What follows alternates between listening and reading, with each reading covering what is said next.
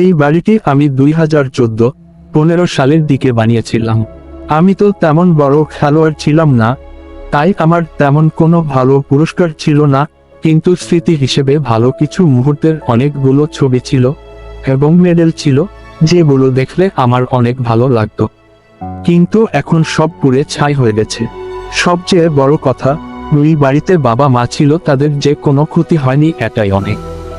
আমার বাড়ির সম্পর্কে যারা জানে তাদের কাছে হয়তো খবর আছে যে আমাদের বাড়িতে কিছু এতিম ছেলেমেয়েও ছিল এবং ওদের সাহায্যে আমার বাবা মা রক্ষা পেয়েছে। আমি জানি না এই এতিম ছেলেমেয়েগুলো এখন কতটা নিরাপদ এবং তাদের জন্য এখন কি করা উচিত। তবে যেহেতু আমি তাদের গার্ডিয়ান, কিছু একটা তো করতে হবেই। আমি নতুন সরকার কিংবা আগামীর সরকার কারো কাছেই কোনোদিন বাড়ি হামলার জন্য বিচার চাইতে যাব না, কারণ এই নড়াইলের জন্য আমি কি করেছি, কতটা করতে পেরেছি সেটা তারাই ভালো জানে।